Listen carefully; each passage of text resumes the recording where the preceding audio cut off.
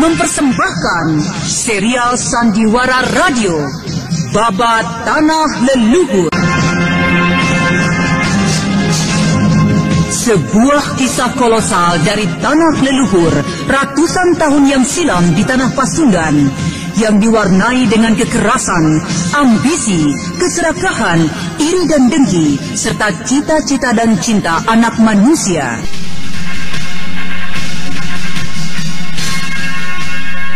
Pada kisah yang lalu diceritakan, Kayan, putra dari Nyai Kembang Hitam, atau yang lebih kita kenal dengan nama Antiwulan, telah tumbuh semakin besar. Usianya kini sudah 13 tahun. Bocah yang hidup terpisah dari ibunya kini tidak dapat lagi menahan rasa rindunya. Dan pada saat itu, mulailah ia teringat kembali tentang segala hal, tentang keburukan-keburukan dari Lastri yang telah mengambilnya secara diam-diam, yang telah melarikannya dari tangan ibunya. Bibi Lastri telah melarikan aku. Aku masih mengingat semua itu. Ya, aku masih juga mengingat ketika Bibi Lastri melarikan murid-murid ibuku. Saat itu, Bibi Lastri yang tengah murka berubah bentuknya bagaikan iblis yang sangat menyeramkan. Seluruh tubuhnya bersisik bagaikan ular. Aku harus tinggalkan tempat ini segera. Aku harus mencari ibuku.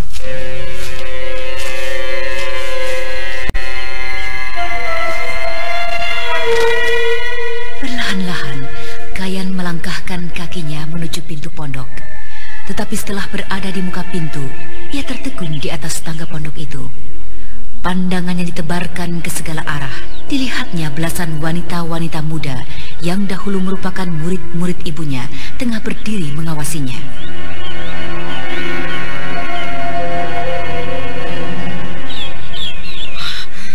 Kurang ajar.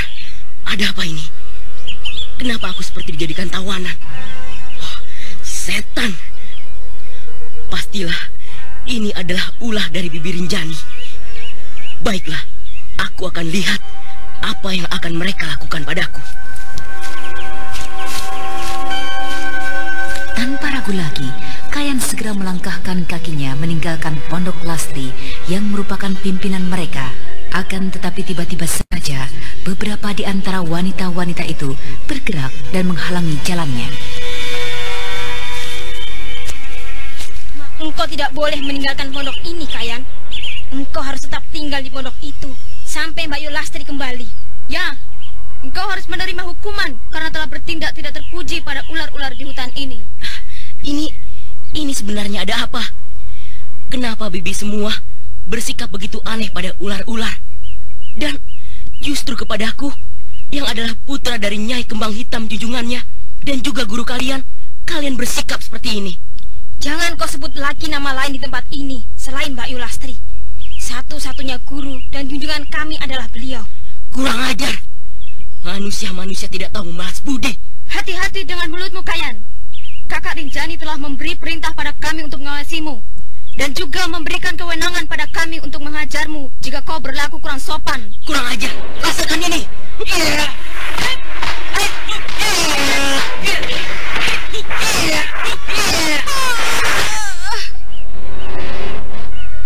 Kurang ajar.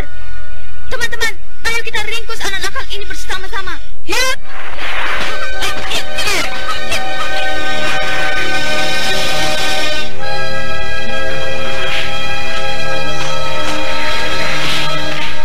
Wanita murid dari Lastri mengepung, menyerang Kayan dengan pukulan-pukulan hebat untuk melumpuhkannya. Hal mana membuat Kayan menjadi kelabakan, hingga akhirnya bocah itu berhasil diringkusnya setelah beberapa pukulan meneranya. Kalian telah memperlakukan aku dengan semena-mena. Awas, nanti jika Mbak Yu Lastri kembali, aku akan mengadukannya. Ajukanlah, kami tidak akan dipersalahkannya. Benarkah demikian? Apa sesungguhnya yang telah terjadi? Mengapa jadi seperti ini sikap mereka semua? Ada apa ribut-ribut di sini? Oh, Kakak Rinjani. Kebetulan, bocah ini menyerang kami. Jadi terpaksa kami meringkusnya sambil menghadiahkan hajaran-hajaran tentu saja. Iya, tindakan kalian itu tidak salah. Kau kembali bertindak ugal-ugalan, Kayan? Apa sebenarnya keinginanmu? Ayo bicara. Mengapa tiba-tiba sikapmu jadi aneh dan brutal seperti ini? Dia semakin menjadi tidak tahu adat, Kakak Rinjani. Sebaiknya kita masukkan saja dia ke dalam kamar tahanan. Tidak perlu. Biarlah nanti Mbak Yulastri yang menghukumnya. Sekarang, sebaiknya kalian masukkan saja ia ke dalam kamarnya. Biar nanti dia mendapat hukuman dari Mbak Yulastri. Baik, mari kita gotong tubuh bocah nakal ini. Kayan Manggala yang telah dilumpuhkan kekuatannya digotong ke dalam kamarnya. Bocah itu tiba-tiba saja telah dilanda oleh ketidakmengertian atas sikap orang-orang di sekitarnya. Di dalam biliknya sendiri, tiba-tiba saja bocah itu merasakan keasingan yang aneh. Ia merasakan dirinya tiba-tiba terpisah dari suasana yang telah digeluti selama 6 tahun. Kayan merenung dan terus merenung. Kedatangan Nyilingkung yang mengantarkan makanan tidak lagi diperhatikan. Ia merenung terus sampai hari jauh malam. Sementara itu di luar pondokan utama. Mbak Yu sudah kembali. Ya. Bagaimana keadaan kalian di sini? Apakah baik-baik saja? Iya. Semuanya baik-baik saja, Mbak Yu. Hanya apa? Kayan, Mbak Yu. Kayan? Ada apa dengan anak itu? Dia telah bertindak di luar batas kewajaran. Dia membunuh seekor ular dan kemudian hendak membunuh puluhan lainnya. Tetapi berhasil hamba cegah. Kurang ajar. Lalu apa kau sudah memberikan pelajaran padanya? Sudah, Mbak Yu. Tetapi karena kekerasan kepalanya, saya terpaksa melumpuhkannya. Dan kini ia berada di biliknya. Dia hendak mengadukan semua itu pada Mbak Yu. Dan dia merasakan keganjilan atas sikap yang saya lakukan, yang lebih menyayangi ular daripada dirinya, Nyai. Lalu kau ceritakan mengapa engkau bersikap demikian? Sama sekali tidak, Mbak Yu. Saya hanya mengatakan itu semua adalah perintah Mbak Yu. Bagus, bagus. Tetapi sebaiknya kalian juga membatasi sikap keras kalian padanya. Karena walaupun bagaimana, bocah itu akan tetap kita perlukan. Aku akan membentuk sikapnya. Aku akan menjadikan bocah itu sebuah malapetaka bagi tanah Pasundan. Dialah yang akan aku jadikan ujung tombak dari gerakan kita. Tetapi, sampai kapankah itu akan dapat terlaksana, Mbak Yu? Rasanya bosan sekali kita bersembunyi di tempat yang sunyi seperti ini. Datang ke keramaian satu purnama sekali. Dan itu pun harus dengan bersembunyi-sembunyi pula. Jangan khawatirin Jani. Hei, peri ular merah. Jangan khawatir. Rasanya tidak akan sampai purnama depan kita akan melakukan gerakan besar. Kita akan menikmati pesta-pesta di setiap sudut tanah Pasundan. Kembalilah ke tempatmu. Hari sudah jauh malam. Aku akan beristirahat. Baik, Mbak Yu. Aku akan melihat keadaan anak itu dahulu. Sudah tidurkah dia? Kayan? Kayan? Kau sudah tidur? Belum tidur rupanya kau. Apa yang terjadi siang tadi? Kau bertengkar dengan bibi-bibimu? Dengan murid-muridku? Oh iya, kau berada dalam keadaan tertotok. Biar bibi sembuhkan dulu, ya? Istirahatlah jika memang kau ingin beristirahat. Bibi juga akan beristirahat. Bibi, ada apa? boleh saya bertanya pada Bibi? Boleh. Apa itu? Beberapa tahun yang lalu, Bibi mengatakan bahwa ibu saya telah tewas. Benarkah itu semua? Kenapa itu kau tanyakan? Apakah engkau sudah tidak percaya lagi pada Bibi? Tidak, Bi. Entah mengapa, akhir-akhir ini saya sering bermimpi bertemu dengan ibu saya. Sudah, tidurlah. Tidak ada gunanya engkau memikirkan hal-hal yang tidak ada artinya. Ya, Bibi juga akan beristirahat.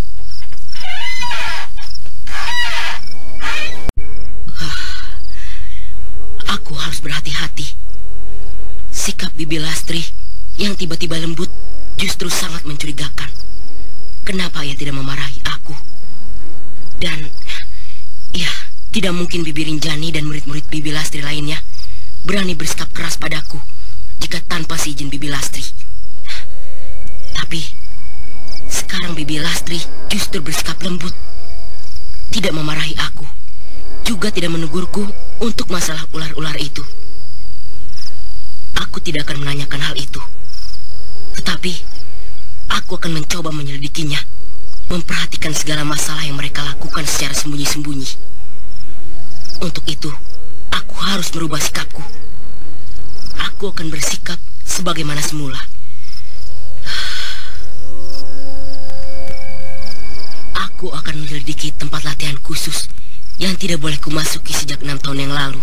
Dan aku juga akan menyelidiki kepergian mereka yang secara bergantian meninggalkan hutan ini.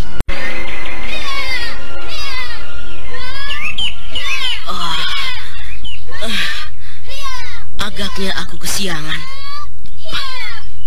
Di luar pondokku, di halaman utama, murid-murid Bibi Lastri sudah mulai berlatih. Aku akan melaksanakan rencanaku. Aku akan menyelidiki pondok di pinggiran padepokan ini.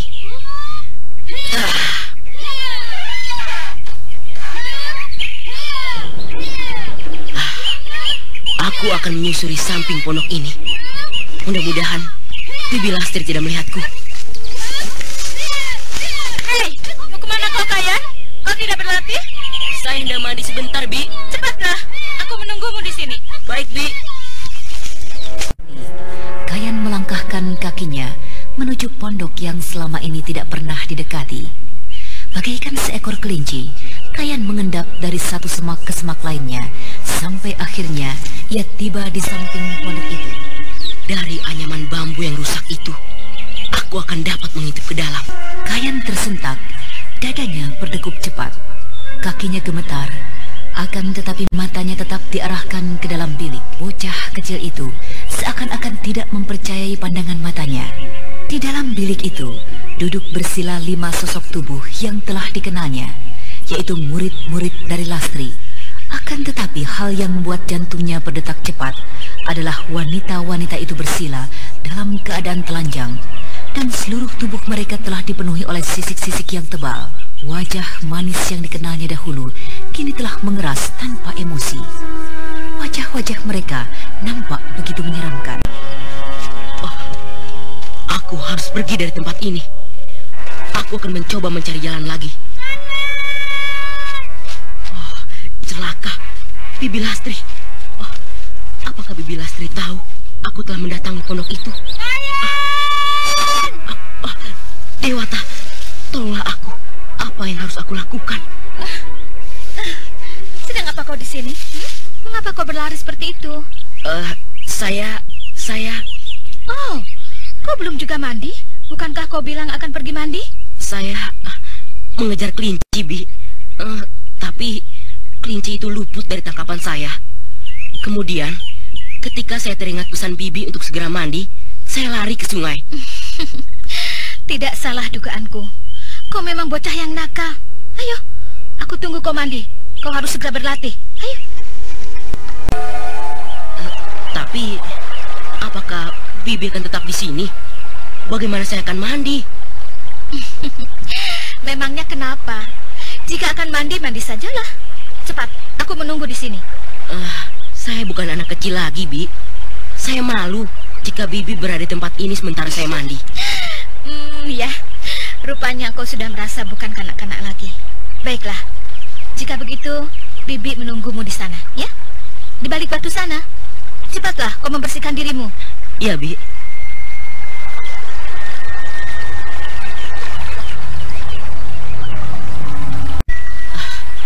Apakah maksud Bibi sampai-sampai ia menunggu aku mandi?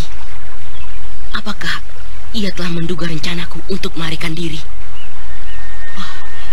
Dewata Agung, tolonglah aku.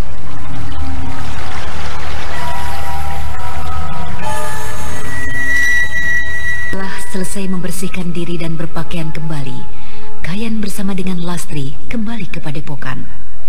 Dengan dada berdebar, Kayan berjalan melalui pondok khusus tempat yang merupakan tempat terlarang baginya. Kayan yang tidak dapat menahan diri lagi akhirnya bertanya pada Lastri.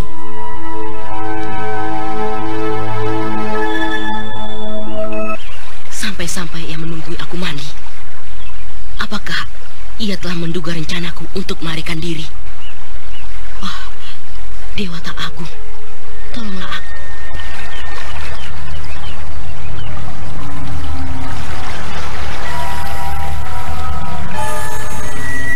Setelah selesai membersihkan diri dan berpakaian kembali, Kayan bersama dengan Lastri kembali ke padepokan. Dengan dada berdebar, Kayan berjalan melalui pondok khusus, tempat yang merupakan tempat terlarang baginya. Kayan yang tidak dapat menahan diri lagi akhirnya bertanya pada Lastri.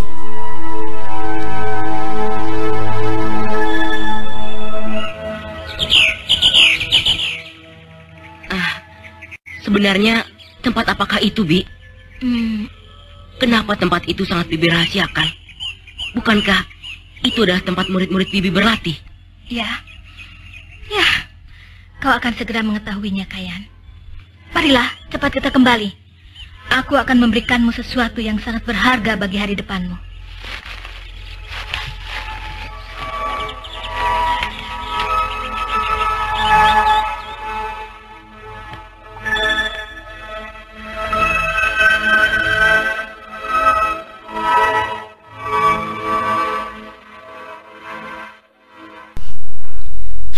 Engkau tidak.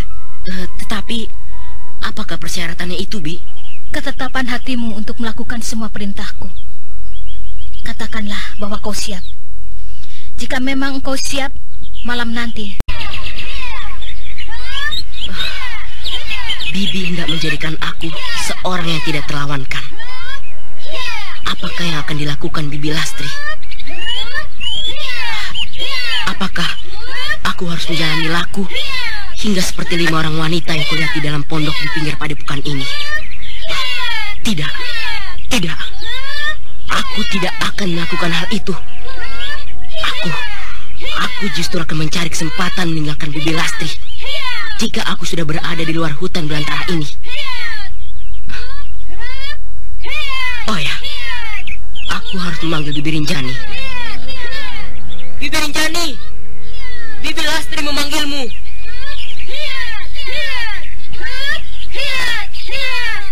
Teruskan gerakan itu. Teruskan sampai menjadi semakin sempurna. Aku akan kembali sebentar lagi. Ada apakah Mbak Yu memanggil saya? Bagaimana dengan 20 kawan-kawanmu itu? Apakah kira-kira mereka akan sanggup menguasai ilmu itu dalam beberapa hari ini? Rasanya tidak, Mbak Yu. Mungkin akhir purnama ini semuanya akan selesai. Berarti masih sekitar 2 minggu lagi. Dan untuk laku khusus di pondok utama memerlukan waktu sekitar 7 hari. Jadi semuanya akan selesai secepatnya 3 minggu lagi. Benar, Mbak Yu. Lalu bagaimana menurutmu tentang Kayan? Anak itu pada dasarnya mempunyai semangat yang besar. Tetapi dia adalah laki-laki, Mbak Yu. Bukankah tidak mungkin kaum laki-laki menjadi tenaga utama kita? Mengapa tidak? Mengapa tidak? Selama kaum laki-laki tetap kita jadikan kuda, kendali ada di tangan kita. Jadi, apakah yang akan Mbak Yu lakukan terhadap anak itu? Aku akan menjadikannya kekuatan utama dari pasukan kita. Aku akan menjadikan anak itu panglima dalam pasukan kita. Lalu mengenai rencana Mbak Yu dengan gerakan kita? Tetap seperti yang aku katakan kemarin. Akhir purnama ini. Tetapi bagaimana jika beberapa dari kawan-kawan ada yang belum siap, Mbak Yu? Kita akan bergerak tanpa mereka. Aku menginginkan kesempurnaan pada gerakan kita. Karena itu, bagi mereka yang belum siap, aku serahkan padamu untuk menyelesaikannya. Maksud Mbak Yu, saya harus... Ya, kau harus membunuh mereka. Akan saya lakukan, Mbak Yu. Bagus. Nanti malam aku minta kau menemaniku keluar dari hutan ini. Aku akan menyiapkan Kayan secara lahir dan batin. Oh ya, tetapi bagaimana dengan anak itu? Apakah ia juga harus menyelesaikan aji pamungkas padepokan kita? Tentu saja. Dan aku yakin ia akan sanggup menyelesaikannya sebelum akhir purnama ini. Dan aku akan membantu anak itu sepenuhnya. Nah, kembalilah kau ke halaman. Kita akan bertemu nanti menjelang senja. Baik, Mbak Yu. Saya permisi.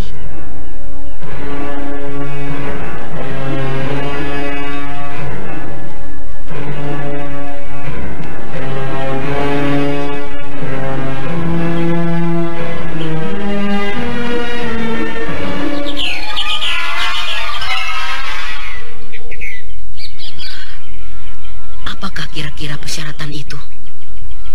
Aku yakin persyaratan Bibi Lastri itu antara lain ada hubungannya dengan siluman ular.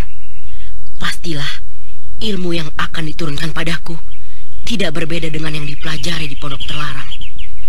Aku yakin karena pertama kali aku melihat tubuh dan wajah seperti itu adalah tubuh dan wajah Bibi Lastri sendiri. Ya, saat itu di kaki Bukit Wangun. Kulit Bibi Lastri dan juga 5 orang wanita di Pondok Terlarang itu tidak bedanya dengan kulit seekor ular.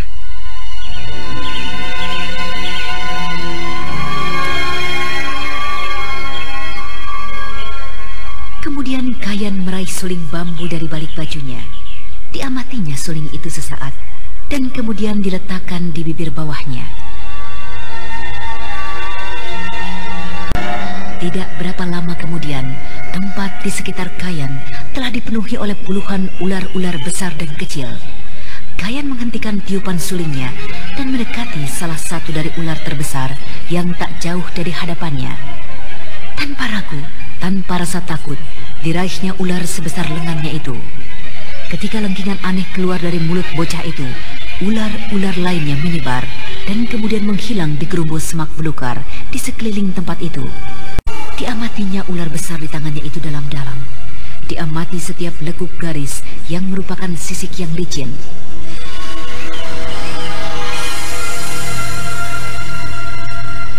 Ya, kulit Bibi Lastri saat itu dan juga kulit 5 orang wanita di Pondok Terlarang tidak berbeda dengan kulit ular ini. Hanya kulit di tubuh Bibi Lastri kelihatan lebih tebal dan kasar dan berwarna keemasan.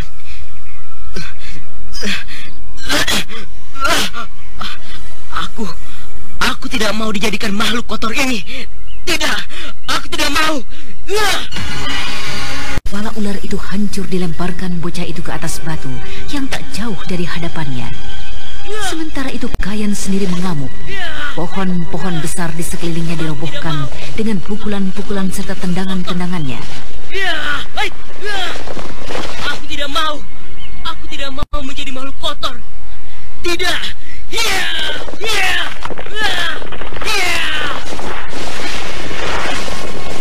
Demikianlah hingga beberapa saat Kayan Manggala menubruk sana-sini sampai akhirnya ia menjadi kelelahan dan duduk terkulai di antara batang pepohonan yang malang melintang. Ada apa, Kayan? Apa yang terjadi denganmu? Oh, Bibi. Kenapa kau mengamuk? Berteriak-teriak seperti orang gila? Ada apa sebenarnya dengan dirimu, Kayan? Saya teringat dengan ibu, Bi. Saya rindu ingin bertemu. Dan jika memang ibu telah tewas, saya ingin sekali bersimpuh, bersujud di makam ibu. Oh, saya akan membalaskan dendam ibu. Dan Bibi harus memberitahukan pada saya siapa sesungguhnya pembunuh ibu saya. Tentu saja, Kayan. Seusai kau mempelajari ilmu tertinggi dariku, aku akan memberitahukan siapa sesungguhnya yang telah membunuh ibumu. Dan dengan pegangan ilmu itu, kau akan sanggup membalaskan dendam itu.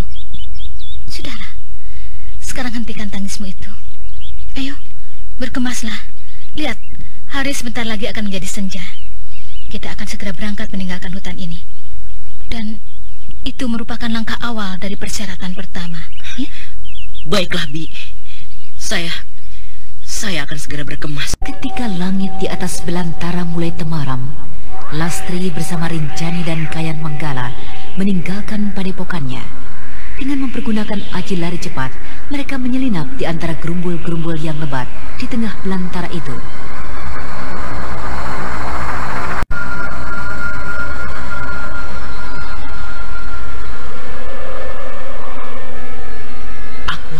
jalan yang dilalui sekarang. Siapa tahu, jika aku tidak berhasil malam ini, aku akan mencari kesempatan pada hari berikutnya.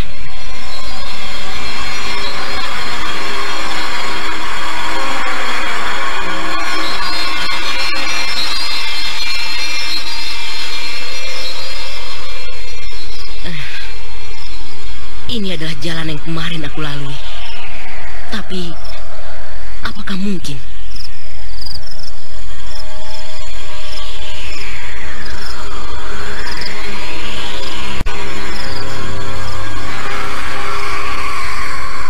Kayan Manggala terus memperhatikan jalan yang dilaluinya.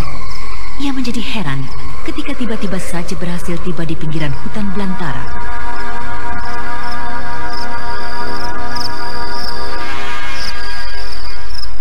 Berhenti dulu, Kayan. Kita telah tiba di luar belantara. Aneh. Kali ini aku keluar dengan begitu saja. Benar-benar ada perangkap iblis, perangkap siluman.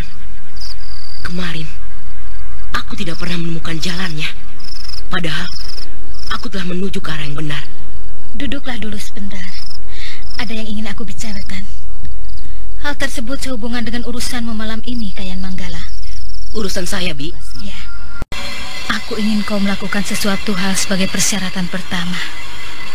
Dan aku tidak ingin kau ragu-ragu dalam melaksanakannya. Tetapi, hal apakah itu, Bi? Aku ingin kau dapat membentuk sikap baru, Kayan. Sikap khusus dari seorang manusia utama. Aku ingin kau memiliki kekerasan hati. Aku tidak ingin kau tetap sebagai bocah yang cengeng, lemah, dan penuh dengan keraguan-raguan. Saya belum mengerti apa sesungguhnya yang harus saya lakukan, Bi. Untuk menjadi seorang satria, malam ini adalah ujiannya bagimu. Aku mendengar kabar bahwa di desa Muncang ada seorang laki-laki jahat yang suka menghina dan merendahkan kaum wanita. Laki-laki jahat dan kejam itu harus kau beri hukuman yang setimpal. Dan hukumannya adalah mati. Kematian. Saya harus membunuh laki-laki itu, Bi. Ya. Sekarang sudah tiba saatnya kau harus merubah sikapmu jika kau memang ingin menjadi seorang satria. Bersikaplah tegas menghadapi kejahatan. Bagaimana? Apakah kau sanggup? Tetapi aku tidak ingin lagi berbicara denganmu. Penuh berbicara denganmu. Penuh dengan keraguan. Katakan saja, apakah engkau sanggup? Saya sanggup, Bi. Jika memang laki-laki itu adalah manusia yang jahat. Bagus, bagus, Kayan. Tidak percuma kau menjadi putra dari Nyai Kembang Hitam. Di desa Muncang yang berada di hadapan kita ini, ada seorang pemuda, putra seorang petani kaya raya. Dialah orangnya. Nah, bawalah laki-laki itu kemari dan laksanakan hukuman itu di hadapanku. Ada apa, Bibi Rinjani? Kita sudah sampai, tetapi tunggu sebentar. Kita tidak boleh tergesa-gesa. Kita lihat dulu suasananya. Sebaiknya kita tidak membuat keributan menjadi semakin berkepanjangan. Jika kelihatan suasana aman, kita akan masuk ke dalam dan menangkap pemuda itu. Baik, Bi. Aku harus mencari kesempatan untuk lari, meninggalkan Bibi Lastri dan Bibi Rinjani. Tetapi, jika tidak berhasil, apa yang harus aku lakukan? Melakukan perintah Bibi Lastri untuk membunuh pemuda jahat itu? Apakah aku akan sanggup untuk merenggut nyawa seseorang dengan begitu saja? Dewata Agung, apa yang harus aku lakukan?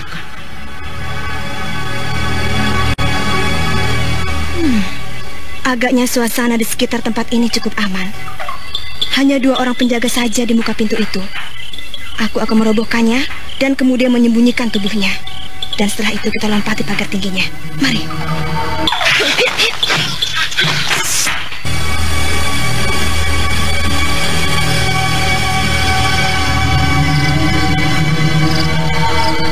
Sambil menyeret 2 tubuh penjaga yang telah dilumpuhkan, Rinjani memerintahkan Kayan Manggala untuk masuk ke dalam rumah besar itu. Di manakah pemuda itu, Bi? Aku tidak tahu pasti letak kamarnya, tetapi kita dapat mencarinya di beberapa kamar yang ada di dalam rumah ini. biarlah Bibi Rinjani menunggu di sini saja. Saya yang akan mencari dan menyeretnya keluar. Tidak, biarlah kita bersama-sama saja. Aku akan membantumu mencari pemuda itu. Bibi tidak percaya padaku. Aku mendapat tugas untuk menemanimu. Ayolah, mari kita lihat bilik itu satu persatu. Tunggu dulu Bibi Rinjani. Malam ini adalah ujian untuk diriku. Bibi Lastri tidak menghendaki aku sebagai bocah lagi sebagaimana biasanya. Karena itu, aku minta biarlah aku yang mengurus semuanya. Bibi tinggallah di tempat ini. Atau jika perlu, Bibi menunggu di luar rumah besar ini. Aku akan meringkus pemuda jahat itu dan membawa keluar dari rumah ini. Tidak, aku harus tetap menemanimu. Untuk beberapa saat, di kegelapan gerumbul rumah besar itu terjadi ketegangan. Kayan Manggala yang menyadari akan adanya kesempatan untuk melarikan diri, mencoba untuk meraih kesempatan tersebut. Akan tetapi belum lagi ketegangan itu berakhir, tiba-tiba terdengar suara keributan dari bagian dalam rumah besar itu. Ampun, Kakang! Ampun! Aku tidak mengerti. Ada apa, Kakang? Jangan pukul aku, Kakang! Setan, apa lagi yang terjadi? Cepat sembunyi dulu. Apa yang akan kita lakukan? Tidak, kita lihat saja apa yang terjadi. Lihat itu, aku mengenalnya. Itulah pemuda yang kita cari. Lihatlah itu pemuda jahat tengah menyiksa kembali seorang wanita. Kau telah membuat malu, mencoreng arang di mukaku. Mampus sajalah kau. Ya. Tidak, Kakang. Aku tidak melakukan kesalahan. Aku tidak mengerti. Sudahlah, Kakang. Ampun, Kakang. Masih juga engkau berpura-pura. Tidak tahu malu. Mampuslah kau. Ya. Apalagi yang kau tunggu, Kayan? Tapi, apakah yang sebenarnya telah terjadi? Kau kembali akan menunggu hingga jatuh kembali korban oleh pemuda jahat itu? Lakukan tugasmu cepat. Baik, Bi. Jika begini, aku memang harus menolong wanita itu. Hentikan tindakan gilamu itu, hai manusia kejam! Hei! Kayan yang melesat maju mengayunkan tangannya, mendorong pemuda yang tengah memukuli wanita muda itu. Terjangan dari Kayan yang tidak diduga-duga itu membuat pemuda tersebut terlempar mundur hingga beberapa tombak. Akan tetapi pemuda itu segera bangkit kembali dan menghampiri Kayan yang sedang memapah wanita muda itu. Bocah setan, dari mana engkau? Lepaskan wanita jalang itu. Aku harus memberikan hukuman padanya. Wanita muda itu masih saja menangis. Nampak ia tidak mengerti dengan kejadian yang tengah berlangsung. Sementara itu, halaman rumah saudagar padi itu menjadi ramai. Apa yang telah terjadi? Di mana dua orang pengawalku? Wanita itu telah mencoreng arang di mukaku, Ayah. Aku harus membunuhnya. Kematian adalah hukuman yang paling pantas untuknya. Apa ini, Ragut? Bukankah itu adalah istrimu, Ratini? Kenapa kau bersikap seperti ini? Wanita itu tidak pantas menjadi istriku, Ayah. Aku menyesal telah memilih wanita sudra itu sebagai istriku. Tidak, Kakang Ragut. Aku bersumpah. Aku tidak tahu menau tentang tuduhanmu itu. Aku benar-benar tidak mengerti. Apa sebenarnya yang telah terjadi, Kakang? Setan iblis betina. Sekarang pandai pula engkau berpura-pura. Ragut, katakan apa yang sebenarnya telah terjadi. Wanita sudra itu ternyata adalah seorang wanita yang kotor dan tidak tahu malu. Dia telah berbuat mesum dengan seorang laki-laki. Kurang ajar. Kakang Ragut. Tidak. Tidak, Kakang. Bagaimana kau bisa menuduhku demikian, Kakang? Demi Dewata Agung, aku bersumpah bahwa aku sama sekali tidak pernah melakukan perbuatan seperti itu. Tidak, Kakang. Iblis tidak tahu malu. Aku melihatnya dengan mata kepalaku sendiri. Kubunuh kau. Tunggu. Ringkus saja dulu anak itu. Aku yang akan mengadilinya. Seluruh keluarganya juga harus bertanggung jawab atas kejadian ini. Ragut kemudian kembali mendekati Ratini istrinya yang masih berada di samping Kayan, yang kini justru menjadi semakin ragu dengan perselisihan dalam keluarga saudagar padi itu. Dalam keadaan yang serba salah itu, tiba-tiba Kayan mendengar suara halus yang berdenging di telinganya. Suara yang cukup dikenalnya, suara Bibi Lastri. Apalagi yang engkau tunggu, Kayan? Tangkap dan bawa padaku pemuda itu. Dan singkirkan siapapun juga yang akan menghalangimu. Tangkap pemuda jahat itu. Kayan tertegun mendengar suara Bibi Lastri, tetapi ia tak dapat lagi berpikir banyak. Pemuda yang dipanggil dengan nama Ragut itu kini telah berada satu tombak di hadapannya. Menyingkirlah kau, bocah, dan jangan mencampuri urusanku. Siapa bocah itu, Ragut?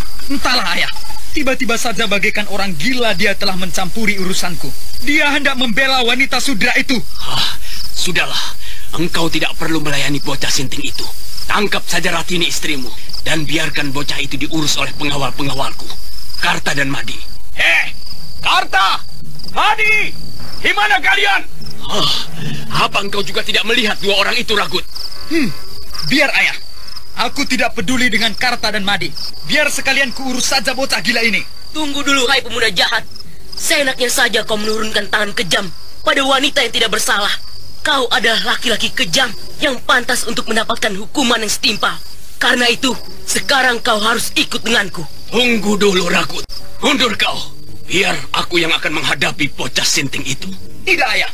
Aku sanggup untuk mematahkan tangan dan kakinya. Mundur! Dengar kata-kataku. Siapakah sebenarnya engkau ini, hei bocah? Aku tahu kau datang kemari tentu tidak secara kebetulan. Berterus teranglah, apa maksudmu? Aku pun tahu kau juga telah melumpuhkan dua orang pengawalku. Dan engkau datang kemari juga tidak seorang diri. Hayo, suruh keluar gurumu itu.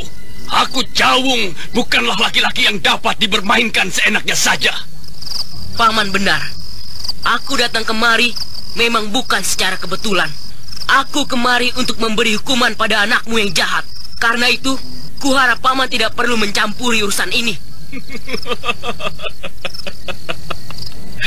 Kau dan gurumu agaknya salah menerka. Kalian mengira aku adalah cacing-cacing yang dapat kalian injak dengan begitu saja. Baiklah, aku akan membuatmu menggelepar di halaman ini agar gurumu keluar dari persembunyiannya. Ki Jawung yang mulai tidak dapat mengendalikan diri lagi, kemudian menerkam Kayan Manggala dengan serangan-serangan cepatnya ke arah berbagai jalan darah di tubuh bocah itu. Tetapi ternyata lawannya adalah seorang anak yang pilih tanding. Karena itu untuk beberapa saat serangan-serangannya tidak ada yang berhasil mengenai Kayan. Kau tidak mempunyai waktu banyak, Kayan. Selesaikan sekaligus orang tua itu.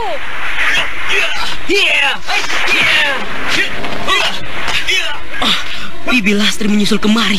Celaka, aku semakin kehilangan kesempatan untuk melarikan diri. Jika kau memang tidak sanggup, biar aku yang membelah tubuh laki-laki tua itu. Tugasmu adalah meringkus pemuda jahat itu. Tidak, Bibi Rinjani. Aku sanggup menyelesaikannya sendiri. Gila, jika aku menyerahkan laki-laki tua ini ke tangan Bibi Rinjani, mungkin akan menjadi kenyataan apa yang dikatakan Bibi Rinjani. Tidak, biar aku saja yang melumpuhkan laki-laki tua ini. Aku akan mengeluarkan aji banyu cakrabuanaku.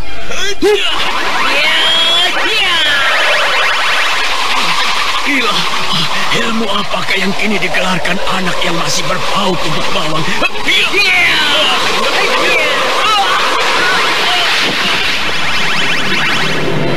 Laki-laki tua itu, Kayan.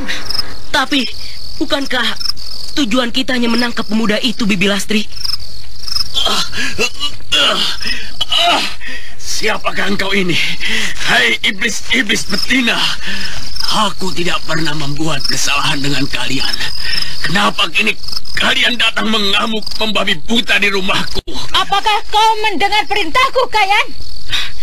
Iya, saya akan menangkap pemuda itu segera, Bibi Lastri. Jika kau tidak membunuh laki-laki itu, berarti kau telah menanam benih permusuhan yang berkepanjangan. Ingat, kau saat ini bukanlah kanak-kanak yang cengeng. Kau harus membentuk sikapmu yang baru. Sikap seorang satria. Dengan sikapmu yang baru, kau akan dapat mempelajari ilmuku yang tertinggi. Lakukanlah, Kayan. Habisi nyawa laki-laki tua yang jahat yang akan membela anaknya itu. Kayan terpaku di tempatnya. Dipandanginya wajah laki-laki tua di hadapannya. Bocah yang baru berusia 13 tahun itu tengah diamuk oleh kebimbangan dan keraguan-raguan. Ia tidak tahu lagi apa yang sebaiknya dilakukan. Sementara dari atas atap rumah saudagar padi itu, Bibi Lastri bersama dengan Rinjani memperhatikan keadaan di halaman. Beberapa saat kemudian, tiba-tiba ketegangan di sekitar tempat tersebut dipecahkan oleh suara ragut putra dari Ki Jawung. Siapakah kau ini, bocah? Katakanlah apa sebenarnya kesalahanku. Jika memang aku memiliki kesalahan yang pantas dihukum, lakukanlah. Tetapi kau tidak perlu membawa-bawa ayahku dalam hal ini. Kau memang bersalah. Kau pemuda jahat. Kau laki-laki jahat yang suka menghina dan menyiksa kaum wanita. Tapi... Jangan layani lagi ocehannya, Kayan. Waktumu sudah habis. Habisi nyawa ayah dan anak muda itu. Ketika ketegangan menjadi kian memuncak di rumah Ki Jawung, tiba-tiba terdengar suara halus menyapa saudagar padi itu, yang kemudian disusul oleh munculnya dua sosok tubuh ke tengah halaman yang telah diterangi oleh beberapa obor. Ada apa? Apa yang terjadi di sini? Guru, tolonglah aku. Tiba-tiba saja di tempatku muncul iblis-iblis kejam yang haus darah. Itu mereka, Guru. Bocah itu dan juga gurunya di atas sana. Kanda Seta, kau lihatlah keadaan luka Paman Jawung. Aku akan menghadapi pengaco-pengaco itu. Berhati-hatilah, Dinda Sariti. Siapa sebenarnya engkau ini? Apa maksud kalian datang mengacau di sini? Rinjani, aku tidak mau membuang waktuku untuk hal-hal seperti ini. Cepat kau lempar kembali wanita usil itu ke bawah sana. Baik, Mbak Yu. Siapa? Luar biasa sekali kepandaiannya. Serangan-serangannya sangat ganas.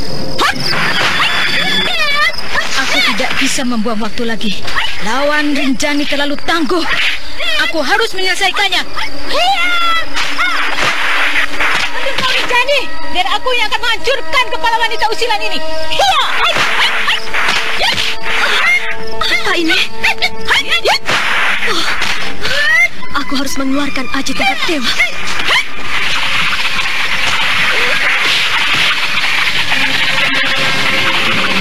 Wanita yang dipanggil dengan nama Sariti terkejut bukan alam kepala merasakan terjangan dari lawan barunya. Pukulan-pukulan yang membawa maut mengepungnya dari segala arah. Untuk itu ia segera menggelarkan aji tongkat dewa yang merupakan ilmu tertinggi yang dimilikinya.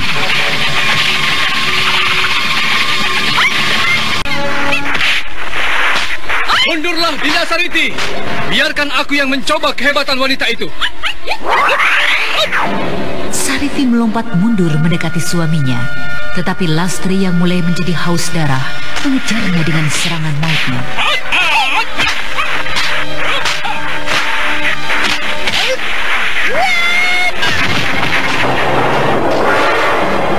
Akibat pertemuan dua kekuatan sakti itu, Lastri terguling di atas atap. Sementara itu laki-laki gagah lawannya terpental jauh hingga jatuh ke bawah. Tetapi laki-laki itu kembali melenting naik begitu kakinya menginjak tanah.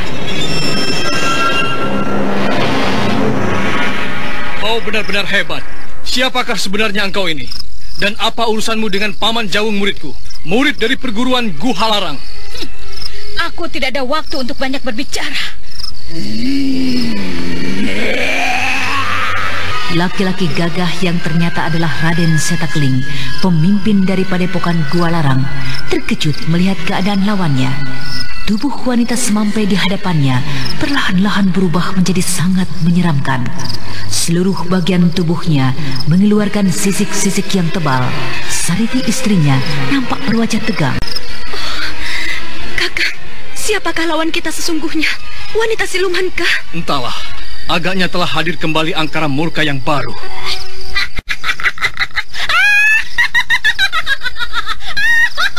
Bagus, kebetulan sekali engkau datang, Tuan Pendekar. Dan kau juga nyonya muda, sehingga aku tidak perlu lagi mencari-cari kalian. Apa maksudmu? Kematian. Kematian laki-laki sombong seperti dirimu. Apa sebenarnya maksudmu, ha? Engkau nampak begitu mengada-ada. Aku tidak pernah bermusuhan denganmu. Juga dari muridku Jawung. Aku mendapat penjelasan bahwa ia juga mengerti dengan sikapmu padanya malam ini. Di tanah Pasundan ini tidak aku izinkan ada seorang pun kaum laki-laki yang menepuk dadanya diri tengah di hadapan kaum wanita. Karena itu, laki-laki sombong sepertimu harus aku lumpuhkan agar dapat bersikap lebih baik kepada kaum kami, kaum wanita. Benar-benar gila. Kau pun akan kulumpuhkan, Nyonya Muda, karena merupakan calon-calon pembangkang terhadap rencana kami. Bersiaplah untuk menerima hukuman. Lastri melangkah maju, siap untuk melancarkan serangan mautnya. Akan tetapi belum lagi ia bertindak, tiba-tiba terdengar seruan dari Rinjani. Celaka Mbak Yu. Kayang tidak ada di sekitar tempat ini. Kurang ajar. Saya sudah mencarinya di sekitar tempat ini, tapi tidak berhasil menemukannya. Kurang ajar. Itu tidak boleh terjadi. Cari bocah itu segera. Kau beruntung, Tuan. Hukuman untukmu akan kutunda dulu. Mari kita cari anak itu. Apa sebenarnya yang telah terjadi di tempat ini, Paman Jawung? Dapatkah Paman menceritakannya?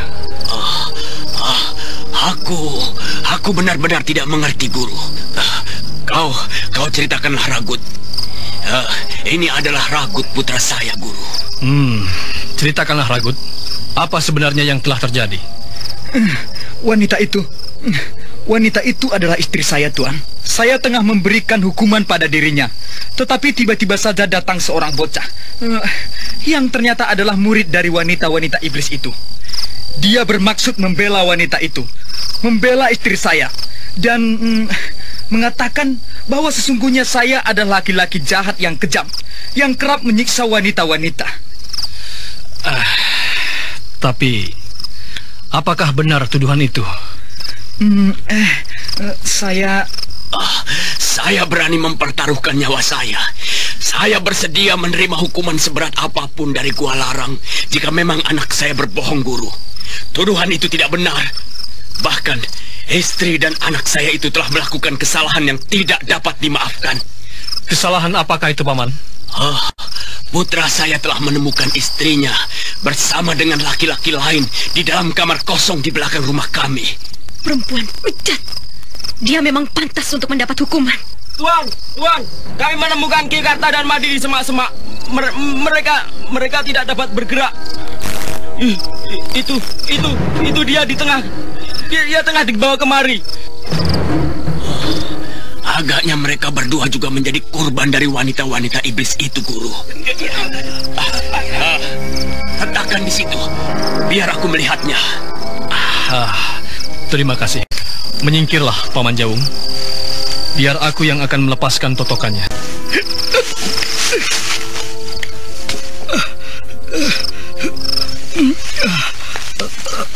Maaf, Tuan. Ada apakah? Apa yang telah terjadi, Tuan? Engkau sendiri. Apa yang telah terjadi dengan dirimu, Madi? Karta? Ketika saya sedang berbincang-bincang dengan Ki Karta di muka pintu, tiba-tiba saya merasakan tubuh saya kaku dan kejang. Dan saya tidak dapat mengeluarkan suara sedikit pun saat seseorang menyeret saya ke semak-semak. Apakah orang yang melumpuhkanmu itu seorang wanita? Ya. Dia benar wanita. Walaupun dalam kegelapan, saya masih dapat melihatnya dengan cukup jelas. Dia seorang wanita, Tuan. Sebaiknya kita masuk saja ke dalam, Paman Jawung. Malam sudah semakin larut. Saya akan berbicara dengan wanita itu. Dengan istri dari putra Paman di dalam saja. Untuk apakah Guru berbicara dengan wanita itu? Wanita bejat dan tidak tahu diuntung itu. Mungkin dari wanita itu aku akan mendapat keterangan serba sedikit tentang asal-usul wanita-wanita iblis tadi. Marilah, kita masuk saja ke dalam, Paman.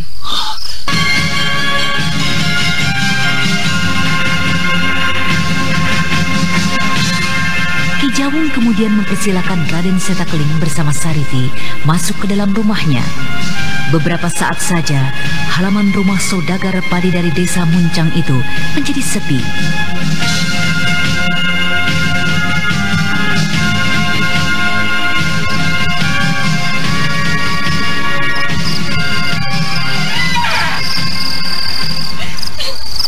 Ini dia wanita bejat itu, Tuan. Duduk di lantai itu, Sudra. Siapakah namamu, Nyai? Dengar. Engkau ditanya oleh Tuan Pendekar itu. Ratini, Tuan. Apakah kamu mengenal orang-orang tadi? Bocah berusia 13 tahun dan 2 orang wanita tadi. Tidak, Tuan. Saya sama sekali tidak mengenal mereka. Sedikit pun tidak mengetahui siapa mereka, Tuan. Jika begitu, mengapa mereka begitu mati-matian membelamu yang tidak dikenalnya? Saya tidak tahu. Saya tidak tahu, Tuan. Mungkin saja mereka adalah pendekar-pendekar yang kebetulan lewat dan melihat sikap suami saya yang terlalu kasar pada saya. Kurang ajar. Kau katakan aku kasar. Kematian juga pantas kuberikan padamu. Kakang Ragut, aku tidak mengerti. Mengapa kau bersikeras menuduh aku berbuat tidak senonoh dengan pemuda lain? Ada apa, Kakang Ragut? Aku bersumpah tidak pernah melakukan perbuatan sehina itu. Setan, tidak tahu malu. Aku melihat sendiri tingkahmu. Aku mendengar sendiri kata-katamu, rayuanmu pada laki-laki itu. Laki-laki yang tidak kukenal. Siapa dia, Ratini? Siapa dia? Katakan. Tidak, Kakang. Tidak. Kau gila. Kau menuduhku seenakmu saja. Aku tidak melakukan apa-apa, Kakang.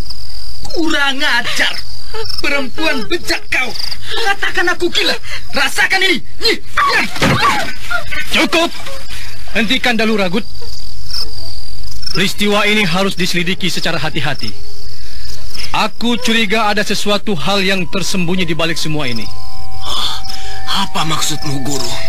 Bukankah anakku telah mengatakan bahwa ia melihat sendiri dengan mata kepalanya? Ya, benar. Tenanglah, Jawung.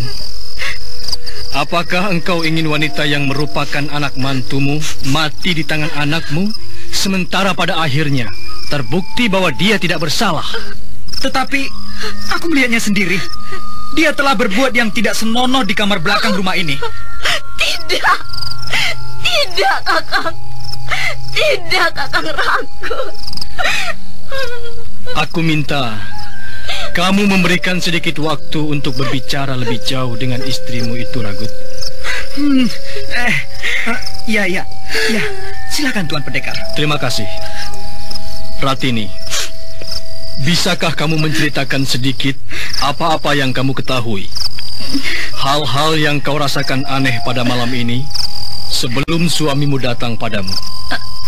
Iya, Tuan. Tuan benar. Memang ada sedikit hal aneh yang aku alami. Iya, Tuan. Aku merasakan hal itu. Nah, ceritakanlah, Ratini. Saat itu, ketika hari baru saja menjadi gelap,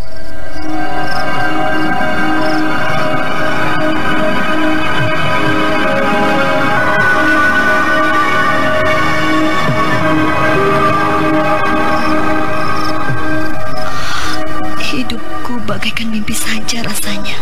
Kehadiran Kakang Ragut yang tiba-tiba saja melihat diriku di tepi sungai dan kemudian datang mengunjungiku beberapa kali, akhirnya melamarku sebagai istrinya. Berkat bantuan Kakang Ragut dan ayahnya yang kaya raya, kehidupan ayah dan ibuku menjadi jauh lebih baik. Dewata Agung, terima kasih atas semua karunia yang kau limpahkan pada diriku melalui tangan keluarga Paman Jauh.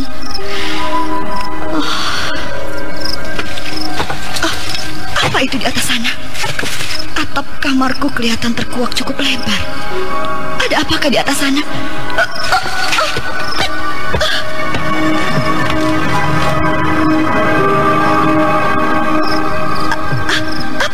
terjadi dengan diriku?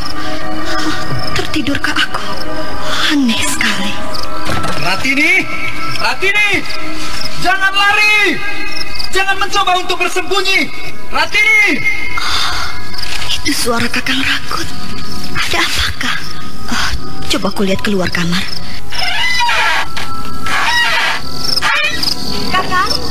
Kakang mencariku? Setan! Wanita jalan! Tidak tahu malu! Kubunuh kau! Ya!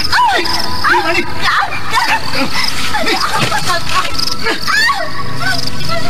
Tidak tahu malu kau! Tidak perlu berpura-pura!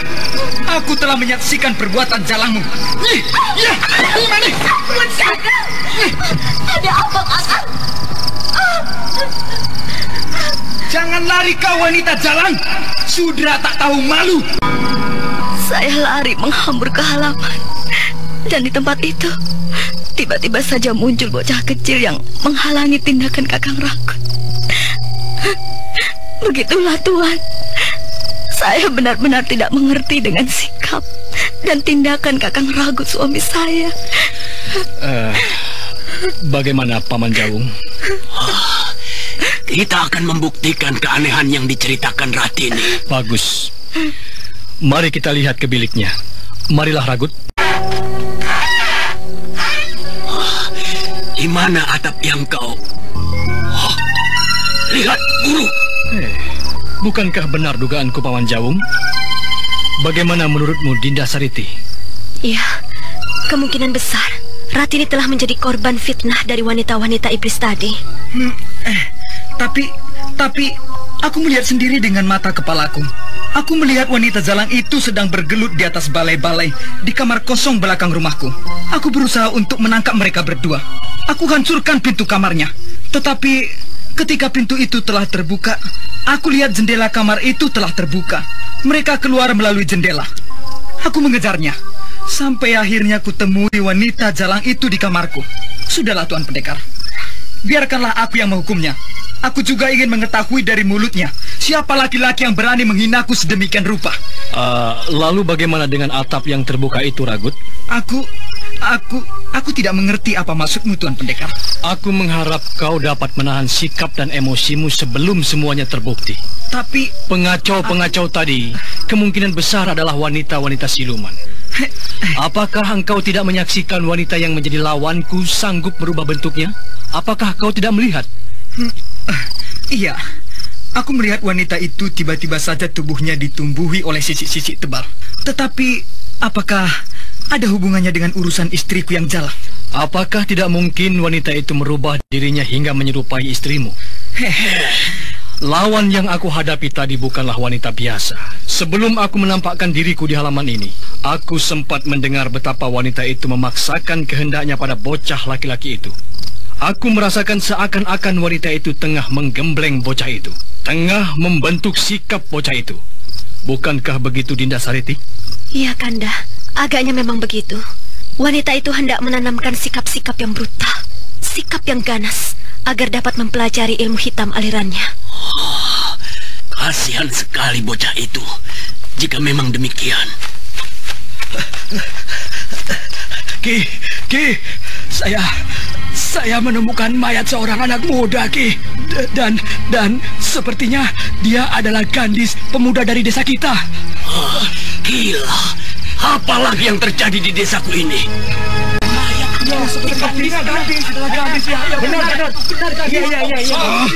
Setan, rupanya engkaulah orangnya, gadis. Engkau yang telah mencoreng arang di wajah keluargaku. Dialah orangnya yang berada di kamar bersama dengan Ratini, ayah.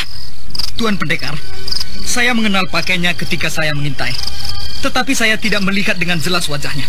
Setan, pantaslah engkau mampus, laki-laki kurang ajar. Laki-laki jalan. Tunggu. Jangan usik mayat itu, Ragut. Jangan kembali kau ulangi sikapmu itu. Kau keliru. Dengar, kukatakan sekali lagi, kau keliru. Tapi... Benar, Dek. Kau keliru. Semuanya kini menjadi semakin jelas. Coba kau endap dulu emosimu. Berpikirlah dengan tenang. Gunakan nalarmu. Pemuda yang malang ini justru telah menjadi korban siluman wanita jahat tadi. Dia yang membawa pemuda itu kemari Dan yang engkau lihat di dalam kamar itu adalah siluman jahat yang menyerupai wajah istrimu. Dan pemuda itu dibawa ke dalam kamar dalam keadaan tidak berdaya. Aku yakin kehadiranmu ke belakang pun adalah merupakan siasatnya. Engkau juga pasti telah terpancing olehnya. Dan setelah kau membuka pintu itu secara paksa, siluman yang menyerupai istrimu itu keluar melalui jendela dan kemudian membunuh pemuda ini. Dan engkau juga kemudian dipancingnya menuju bilikmu sendiri. Bukankah demikian? Iya, benar. Kau benar. Aku melihat istriku berjalan mengendap-endap ke arah kamar itu.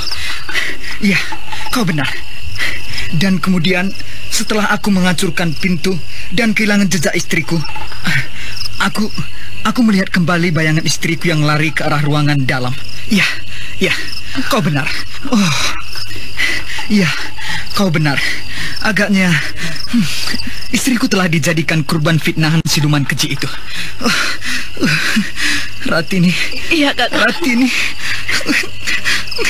Maafkan aku, Ratini. Engkau tidak bersalah, Kakang Ragun. Kita telah dijadikan korban oleh wanita-wanita siluman itu. Wanita itu berbahaya sekali. Aku tidak yakin akan dapat mengalahkannya, Paman Jawung. Karena itu aku harap sebaiknya kau tinggalkan saja tempat ini. Pindahlah ke tempat yang jauh. Atau jika memang engkau suka, Gua Larang bisa kau jadikan tempat tinggalmu. Baiklah, Guru. Besok pagi-pagi aku akan berkemas. Aku akan bergabung kembali di Gua Larang. Suasana padepokan akan lebih baik bagi diriku, anakku, dan juga mantuku Ratini. Hari sudah jauh malam. Sebaiknya kalian beristirahatlah. Baik, Guru.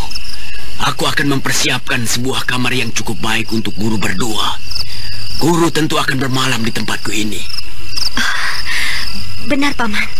Perjalanan yang cukup panjang serta peristiwa tadi telah membuat syaraf kami menjadi semakin tegang. Di mana kami bisa mencuci dan membersihkan tubuh kami, Paman Jawung? Iya, mari saya antarkan Tuan Pendekar. Biarlah saya saja yang mengantarkannya, Kakang Ragun. Kau beristirahatlah di dalam, Ratini. Nanti aku akan menyusulmu. Baiklah, Kakang Ragun. Sekarang marilah kita ikuti kisah dari Kayan Manggala yang berhasil melarikan diri dari pengamatan Lastri dan Rinjani.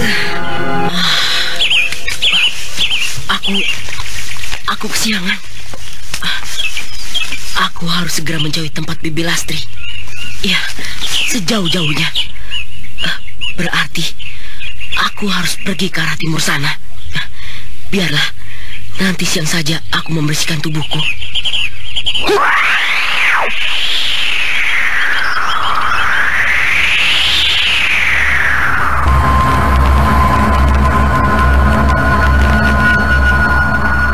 Kayan Manggala, bocah berusia 13 tahun itu, melesat cepat menuju arah timur, berusaha menjauhi daerah yang merupakan wilayah dari Lastri dan pengikutnya.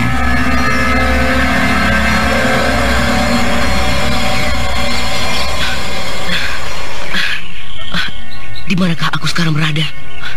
Sudah cukup jauhkah? Suara kuda. Rupanya ada orang di sekitar tempat ini. Sebaiknya aku menyingkir jauh-jauh saja. Kayan Manggala yang hampir kehabisan tenaga berusaha bangkit dan meninggalkan tempat itu. Tetapi bocah yang telah merasakan lunglai seluruh bagian tubuhnya hanya mampu merangkak di rerumputan tebal. Dadanya serasa berdenyut semakin cepat ketika telinganya justru mendengar suara ringkih kuda itu semakin mendekat. Lihat Kakang Jalik. Lucu bukan? Apakah Kakang pernah melihat hewan seperti itu di hutan ini? Belum Adipora. Jika begitu, kita bisa membawanya ke pondok kita. Anak-anak tentu akan gembira mendapatkan mainan hewan seperti ini. Kau bawalah anak itu, Adipora. Baik, Kakang Jalik. Ayolah, mari ikut denganku, hewan lucu. Menyingkirlah kau, orang tua. Kakang, hewan ini agaknya cukup liar, Kakang. Bukankah dengan begitu akan lebih menarik, Adiporak? Oh, benar, Kakang. Ayo, Kakang, kita kembali sekarang. Matahari sudah tinggi. Buruan kita tidak juga nampak. Kita kembali saja. Ki Guru Langkung pun akan mengerti. Mari. Iya.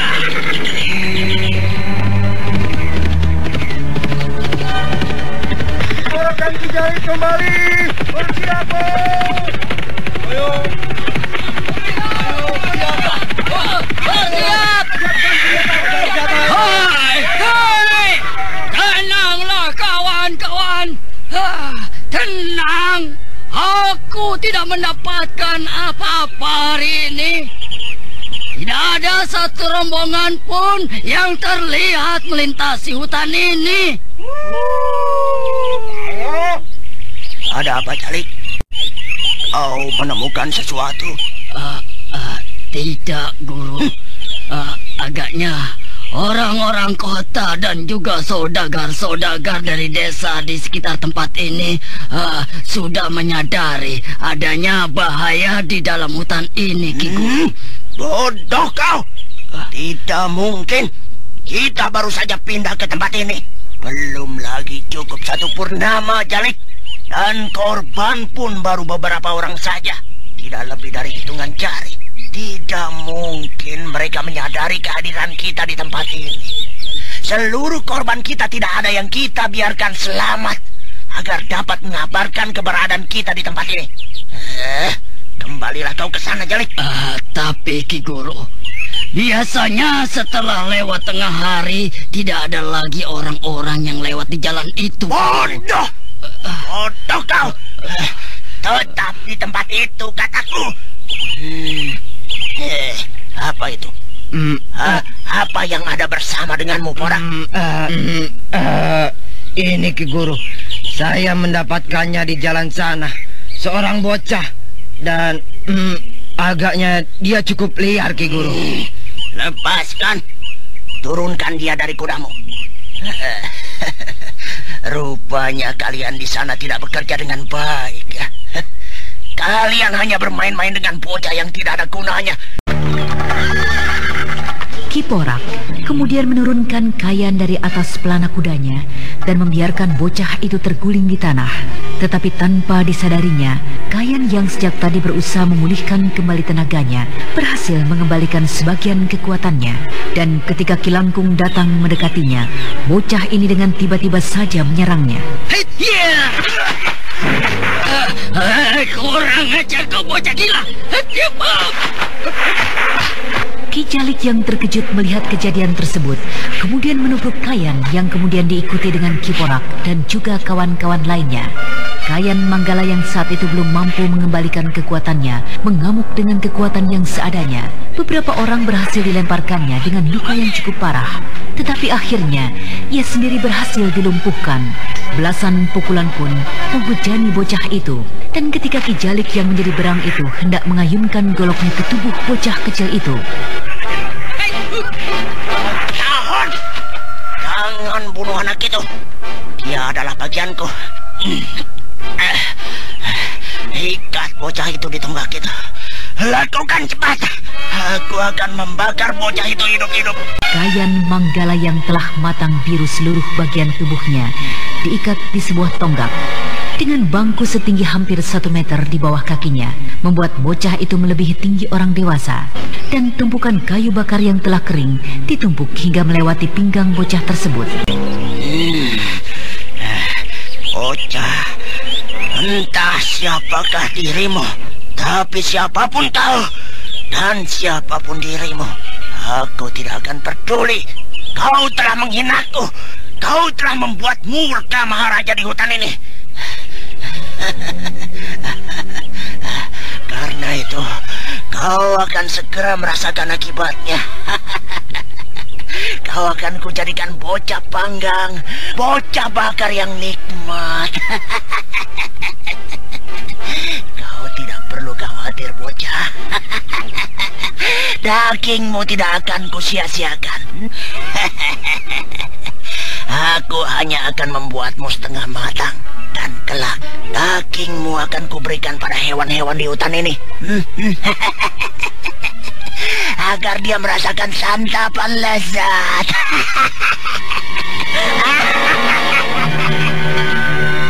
Kayan Manggala menjadi gelisah bukan main. Pelariannya yang bertujuan mencari ibunya, atau setidak-tidaknya makam ibunya jika memang sudah meninggal, belum lagi terlaksana. Dan kini maut justru siap menerkamnya. Bocah yang malang itu hampir saja kehilangan akalnya. Tetapi tiba-tiba ia teringat sesuatu. Dari tenggorokan bocah tersebut keluar suara lengking tinggi yang menyebar ke seluruh belantara.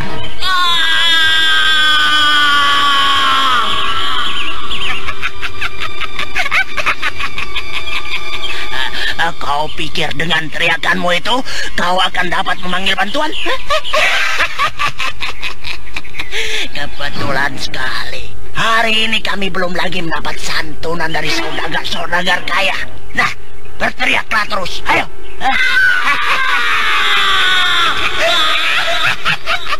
Cukup bocah.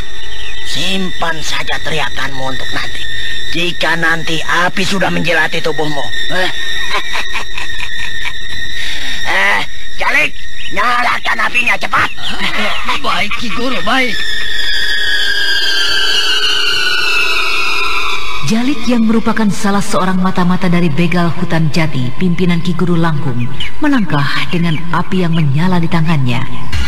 Akan tetapi baru saja ia melangkahkan kakinya beberapa tindak, terdengar teriakan dari belakangnya.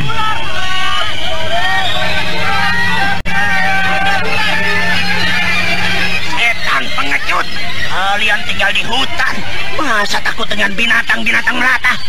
Dasar pengecut. Lihatlah ular-ular berterbangan dari segala arah. Awas itu menjengkel.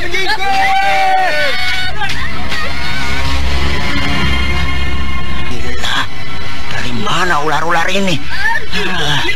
Ratusan ular berdatangan ke tempatku ini.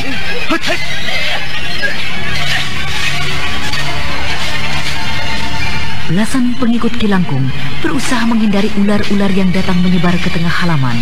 Tanpa sadar, mereka menyingkir hingga menjauhi tonggak di mana Kayan Manggala terikat. Ki Guru, lihat itu. Bocah itu agaknya segera mati.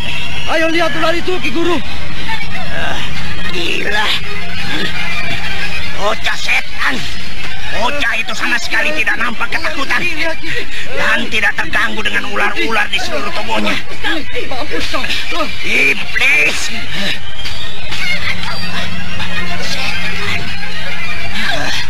Rupanya ular-ular yang berdatangan ini adalah akibat teriakan bocah itu.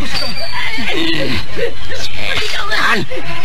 Aku akan segera membakar bocah itu hidup-hidup.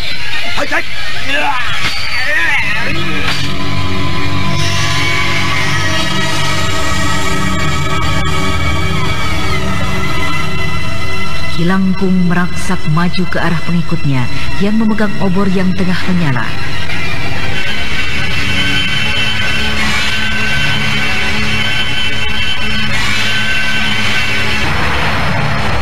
Kita tinggalkan dahulu Ki Langkung yang tengah berusaha untuk membakar Kayan Manggala hidup-hidup.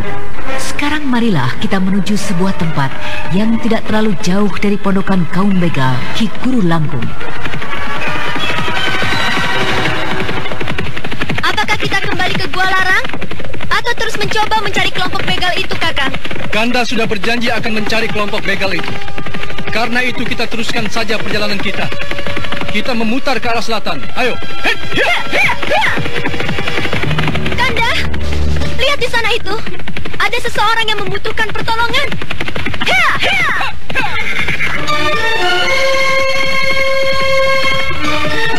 Sariti yang melihat sesosok tubuh yang berlari jatuh bangun di sebelah timur, segera memburu ke arah tersebut.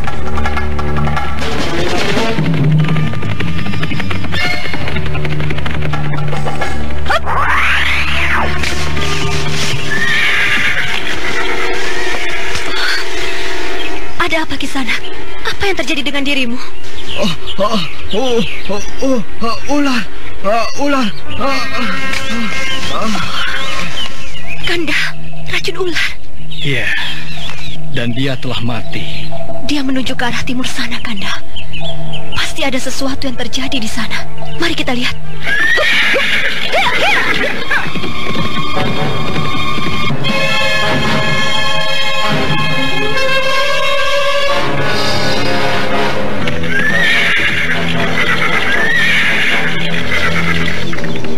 Lihat itu, Kanda. Basmi ular-ular itu. Aku akan menolong bocah itu. Laki-laki itu nampak akan membakar bocah itu dengan api di tangannya. Kurang ajar. Siapakah kalian ini yang akan mencampuri urusan kami? Menyingkirlah, atau aku akan membakarmu hidup-hidup. Kakanda Seta, kita telah menemukan buruan kita.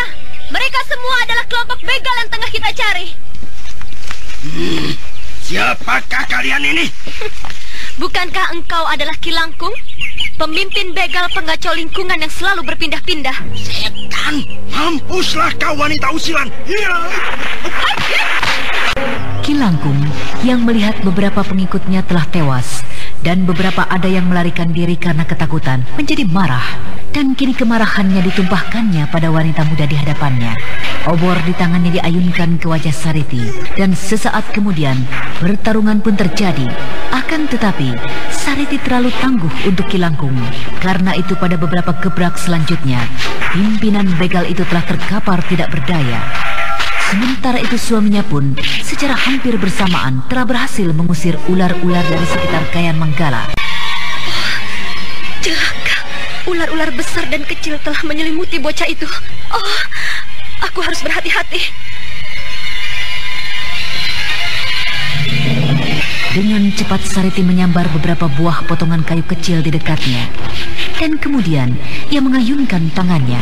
Beberapa potong kayu kecil itu meluncur dan kemudian dengan tepat menancap di kepala ular-ular yang menyelimuti tubuh Kayan Manggala. Kanda Seta, kau bersihkanlah ular itu dan tolong bocah itu. Aku jijik dengan ular-ular itu. Baiklah, Dinda Sariti. Raden Seta Keling kemudian mendekati Kayan Manggala dan kemudian melepaskan ular-ular dari tubuhnya. Akan tetapi, tiba-tiba saja pimpinan padepokan Gua Larang itu tersentak.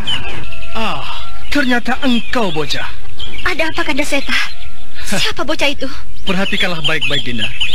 Anak inilah yang semalam kita lihat di rumah Paman Jawung.